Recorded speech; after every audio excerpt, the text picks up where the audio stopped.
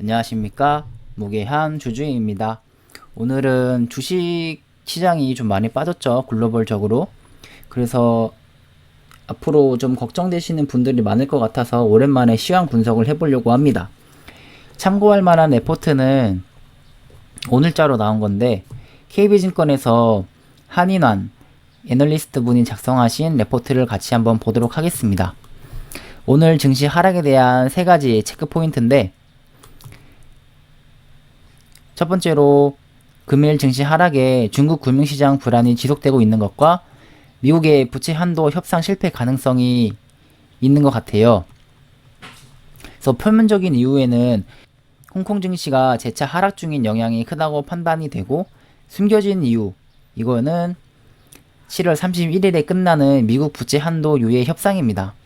공화당이 부채 한도 협상에 합의해주지 않을 가능성이 높기 때문에 협상에 실패할 리스크가 현재 금융시장에 반영되고 있을 가능성도 고려해볼 수 있겠다고 합니다. 먼저 중국 주재 이슈의 금융시장 여파가 지속되고 있다고 판단을 하는데, 지금 중국 이슈가 완전히 해소되지 않은 상황에서 외국인 자금의 신흥국 증시 이탈이 지속될 가능성이 높다고 판단을 합니다. 그래서 중국이 시장을 안정시키려고 하는 조치들을 하긴 했지만, 시장 경제 통제력을 강화하려는 중국 정부의 의도를 고려한다면 투자자들 입장에서는 중국 금융시장에 대한 신뢰가 곧바로 회복되기는 어렵다고 합니다. 그래서 외국인의 매도, 특히 선물 매도는 이러한 심리가 반영된 것으로 판단을 하고 있습니다. 근데 저는 이게 이해가 좀 안 돼요. 이 표를 한번 보시면 상해 지수랑 홍콩 지수가 중국 내부적인 이슈 때문에 하락을 했잖아요.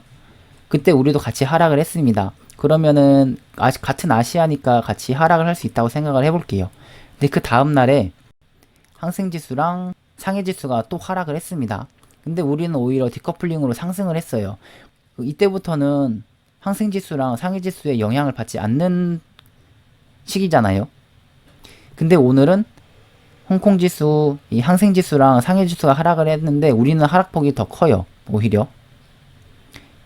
그렇기 때문에 저는 지금 첫 번째 이슈가 우리나라 증시 하락의 원인이라고 생각을 하지 않습니다. 그리고 다음은 7월 31일 미국 연방정부 부채 한도 유예 기간이 종료된 시점이라고 하는데, 공화당이 부채 한도 인상 또는 법정 상한 적용 시점 유보에 동의를 해줘야 하는데, 공화당 상원 원내대표가 공화당 의원들이 반대할 가능성이 높다고 언급했기 때문에 협상에 실패할 가능성이 높다고 볼 수 있겠습니다. 그래서 증시에 단기적으로 노이즈로 작용할 가능성이 높은데, 이게 금일 증시 하락의 숨겨진 이유라고 판단을 한다고 해요. 근데 이게 작년에도 이런 적이 한번 있었습니다. 코비드-19이 많이 심해졌을 때 경제를 살리기 위해서 돈을 더 많이 풀어야 한다라고 했던 쪽과, 그건 너무 지나치다라고 했던 쪽이 있었어요. 그래서 이 두 진영이 싸우면서 협상이 잘 안 됐거든요. 근데 그 뒤에 어떤 이슈가 있었냐면, 상원이랑 하원이 휴가를 가야 되는 시기가 겹친 거예요. 근데 전 이전에 이 협상을 끝내놓고 휴가를 갈 거라고 생각을 했는데, 이게 휴가를 갔다 와서 협상이 진행이 됐어요. 그래서 이 이슈는 좀 오래 지속될 수 있는 가능성이 있다라고 봅니다.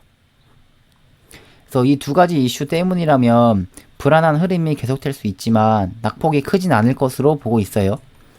중국 주재 이슈는 여기에서 봤듯이 우리의 더 이상 악재로 볼 수 없을 것 같거든요. 이미 여기서 악재가 아니라고 보여지죠. 그리고 오늘도 더 하락한 거 보면은 다른 이슈가 있는 겁니다. 한국 경제 기업이 직접적으로 받을 영향은 제한적이라고 하네요. 그래서 증시 낙폭이 크지 않을 것으로 판단하는 첫 번째 이유기도 해요. 근데 미국 연방정부 부채 한도 협상이 실패할 경우에 단기적인 노이즈가 될 수는 있습니다. 왜냐하면 이게 좀 오래 지속될 수도 있거든요. 하지만 이게 당장에 큰 문제가 되진 않아요. 미국 재무부의 보유 현금을 소진하면 되기 때문이거든요. 그래서 미국 의회 예산국에서는 재무부 현금이 고갈되는 시점을 10월에서 11월로 예상을 하고 있는데, 미국 의회 휴회 기간이 9월 10일에 종료되는 점을 감안하면은 9월에서 10일 중에 부채 한도 협상이 이루어질 수 있거든요. 그래서 아마 이때까지 이런 박스권이 좀 이어질 수가 있을 것 같습니다. 그래서 하락을 하기보다는 기간 횡보가 좀 나올 것 같아요. 그래서 8월 달에도 아직 섣부른 저가 매수를 외치기에는 힘들 것으로 보이지만 저희가 계속 공부하고 있는 종목들 있잖아요. 그런 종목을 조금씩 매수하는 기회로 삼으시면 좋을 것 같거든요. 미국 연방정부 부채 한도 유예 기간 종료 관련해서 주요 코멘트 및 일정인데, 오늘 이제 7월 31일 날 미국의 부채 한도 유예 기간이 종료가 되고, 이에 따라서 단기 노이즈가 발생할 가능성이 있습니다. 부채 한도 협상에 실패하더라도 이 증시 영향은 단기 노이즈 수준에 그칠 것으로 보고 있고, 재무부가 보유하고 있는 현금으로는 11월까지 버틸 수 있기 때문에 이전에는 이게 휴가를 갔다 와서는 아마 협상을 할 거예요. 근데 이 휴가가 8월 9일에서 9월 10일까지 가기 때문에 9월에서 10월 사이에 이 협상을 마무리하겠죠. 왜냐면 이 안에는